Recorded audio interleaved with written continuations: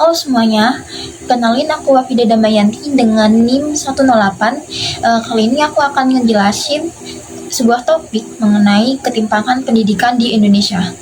Pernah nggak sih kalian ngebayangin gimana rasanya belajar di sekolah yang penuh fasilitas, guru hebat, dan juga teknologi canggih, tapi gimana dengan mereka yang hanya punya bangku reot ataupun atap bocor, intinya fasilitas yang kurang memadai di sekolahnya.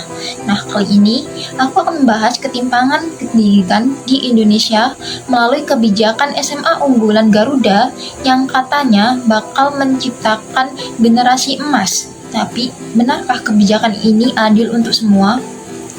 Jadi, pemerintah berencana membangun SMA unggulan Garuda yang siap menjadi tempat belajar dengan kurikulum internasional dan juga guru dari luar negeri. Nah, terus rencananya sekolah itu untuk memfasilitasi anak-anak yang IQ-nya di atas rata-rata atau emang pinter aja. Ya, bagus sih mereka pikir itu bakal ngasih kesempatan untuk anak-anak yang kecerdasannya di atas rata-rata itu bakal dikasih pendidikan, akses teknologi, fasilitas yang layak, sehingga bisa memotivasi siswa malas agar bisa belajar di SMA unggulan itu dengan fasilitas yang sangat baik.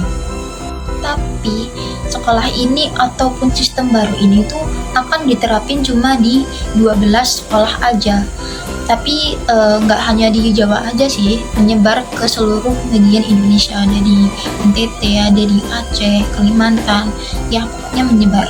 Lah, terus gimana dengan sekolah lama yang udah bobrok kualitasnya, alias sekolah yang biasa-biasa aja?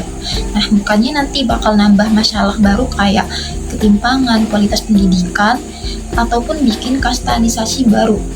Bangun sekolah unggulan itu boleh, tapi seharusnya jangan lupakan sekolah biasa yang butuh perbaikan kualitas.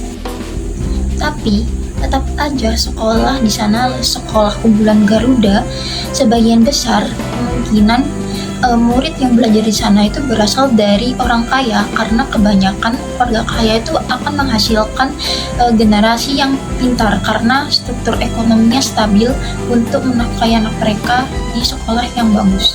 Nah, seharusnya akses pendidikan itu harus inklusif, bukan sekedar untuk mereka yang punya privilege. Nah, di luar sana sendiri banyak loh orang-orang dari keluarga yang kurang mampu tapi maksain buat masuk SMK, tapi dengan pemikiran biar langsung kerja gitu untuk membangun kualitas ataupun kesejahteraan ekonomi keluarganya.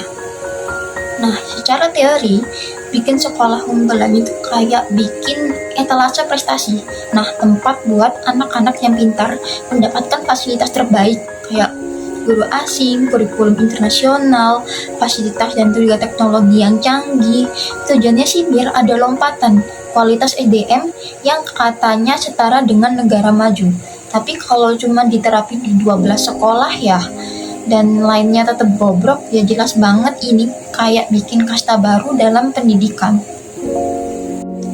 Kayak seolah-olah misalnya saya masuk ke sana, berarti saya itu anak elit, pintar, punya masa depan yang cerah. Tapi kalau seumpama saya nggak masuk sana, berarti nasib saya itu harus dirintis sendiri sejak awal. Itu bikin ketimpangan makin dalam. Yang pintar itu akan semakin pintar karena fasilitas dan juga lingkungannya mendukung. Yang biasa aja ya makin ketinggalan. Kunci negara maju itu pendidikan. Nah, yang pertama itu ada kesejahteraan guru dan juga dosen. Tapi di sistem sekolah unggulan Garuda ini, mereka atau pemerintah malah berencana mendatangkan guru dari luar negeri. Nah, guru lokal tuh seharusnya perlu diberdayakan, bukan hanya mendatangkan guru dari luar negeri saja. Faktanya, di Indonesia itu banyak guru yang gajinya kecil, dikasih beban administratif banyak banget, lalu susah akses pelatihan profesional, kadang nggak dapat fasilitas yang layak. Tapi sebaliknya, yang dikejar pemerintah adalah datangin guru asing buat sekolah unggulan. Nah, biayanya itu nggak kecil loh itu. Padahal kesejahteraan guru lokal itu lebih butuh perhatian agar semua sekolah bisa bagus, bukan cuma 12 sekolah aja. Yang kedua, itu ada pemerataan fasilitas pendidikan. Banyak loh sekolah yang kualitasnya di bawah rata-rata. Lalu yang ketiga, itu ada akses mudah terhadap sumber bacaan. Tapi sekarang itu cukup susah sih untuk mencari sumber bacaan di beberapa daerah, contohnya di daerah kecil terpencil kayak kota saya, misalnya Mojokerto itu ya kurang untuk mencari sumber bacaan kalau dibandingkan dengan kota Surabaya. Lalu selanjutnya yang keempat, pendidikan murah dan terjangkau. Nah, tapi pemerintah malah memangkas anggaran buat pendidikan. Imbasnya, UKT naik dan juga lebih mentingin program makanan bergizi gratis. Kapan hari, kalau gak salah, sempat viral sekitar 3 atau 4 bulan yang lalu di Twitter yang ada sebuah foto. Nah, di situ tuh ada program yang akan diprioritaskan oleh pemerintah. Yang pertama itu ada MBG, lalu ada kayak rumahan juga dan lain-lain. Intinya pendidikan dan juga kesehatan itu ada di bagian kedua untuk diprioritaskan, bagian sekunder. Imbasnya anggaran untuk KIPK juga kena efisiensi, tapi si oknum atau beberapa orang bilang nggak apa-apa, semua presiden tuh sama aja, nggak mengaruhi ke ekonomi kita. Nah, narasi ini tergambar di ilustrasi saya. Nah, gambar ini tuh menggambarkan sebuah ketimpangan pendidikan yang akan muncul akibat kebijakan pembangunan SMA unggulan Garuda. Nah, di tengah itu ada figur besar dan di atas memakai baju biru itu adalah Presiden Prabowo yang memegang buku besar dan buku raksasa yang terbelah menjadi 2. Nah, maknanya bagian kiri itu menggambarkan sekolah bobrok alias sekolah tua dan juga yang gak layak fasilitasnya untuk dijadikan tempat belajar mengajar, yang hanya dihuni oleh siswa dari kalangan bawah atau latar belakang ekonomi menengah ke bawah. Jadi mereka terlihat kesulitan menggapai kesempatan belajar yang lebih baik. Lalu di sebelah kanan itu menggambarkan SMA unggulan Garuda yang megah, berfasilitas lengkap dengan siswa-siswi yang digambarkan sebagai sosok yang mempunyai sayap. Nah, di sini tuh saya akan merepresentasikan siswi yang mempunyai kebebasan dalam menggapai pendidikan ataupun cita-cita. Nah, di sini juga menandakan bahwa siswi atau siswa tersebut memiliki keistimewaan dan kemudahan yang mereka dapatkan. Karena siswa tersebut itu sebagian besar berasal dari orang yang ekonominya menengah ke atas atau kaya dan juga orang yang dengan kecerdasan yang sangat tinggi. Lalu ada tokoh besar di atas alias Presiden Prabowo adalah simbol kebijakan pemerintah yang membuka buku baru atau kebijakan SMA unggulan Garuda. Nah, di situ beliau tersenyum mencerminkan kebijakan ini seolah-olah positif, padahal di sebaliknya justru memperlebar ketimpangan. Nah, ilustrasi ini fungsinya untuk mengkritisi kebijakan yang berpotensi untuk menciptakan sebuah ketimpangan di jurang pendidikan dan umumnya dari keluarga kaya, sementara yang sekolah lain itu tetap tertinggal. Akhirnya kebijakan ini tuh lebih menguntungkan ke mereka yang sudah berada di posisi atas atau posisi unggul dan bukannya membantu mereka yang tertinggal. Di situ aja sudah terlihat bahwa pendidikan dijadiin second choice. Nah, pendidikan tuh harusnya prioritas, bukan hanya second choice. Kalau anggaran pendidikannya malah dikorbankan demi hal lain kayak program MGG atau efisiensi lain, yang paling kena adalah yang pertama ada kualitas guru karena mendapatkan pelatihan yang kurang. Lalu yang kedua ada akses siswa miskin, misalnya seperti beasiswa KIPK yang kena efisiensi. Lalu ada ketimpangan fasilitas sekolah di pinggiran karena jarang mendapatkan rekonstruksi atau perbaikan. Nah, ini tuh yang bikin gap pendidikan makin lebar. Lagi-lagi bikin jurang makin dalam antara yang sudah maju sama yang tertinggal. Ini juga sebenarnya udah dari dulu sih kalau pendidikan dijadiin second choice. Dulu juga pernah ada masa Indonesia melakukan masa pemulihan setelah insiden G30 SPKI. Jadi dulu diciptakan sebuah peraturan mengenai orang asing yang terutama berasal dari negara sayap kiri atau negara komunis itu dilarang memasuki wilayah Indonesia. Nah, padahal waktu itu juga ada banyak banget pelajar dari Indonesia ataupun ilmuwan yang berkuliah di negara itu. Tapi mereka yang meskipun berasal dari Indonesia dan berkuliah di sana itu nggak boleh balik ke Indonesia lagi. Alhasil mereka nggak diizinin beberapa tahun buat pulang ke Indonesia karena waktu itu Presiden Soeharto takut mereka membawa pulang ideologi komunis. Nah, ujungnya warga Indonesia yang nggak bisa pulang tuh menetap ke negara itu, negara sayap kiri. Jadi itu adalah salah satu penghambat kenapa Indonesia susah maju saat itu.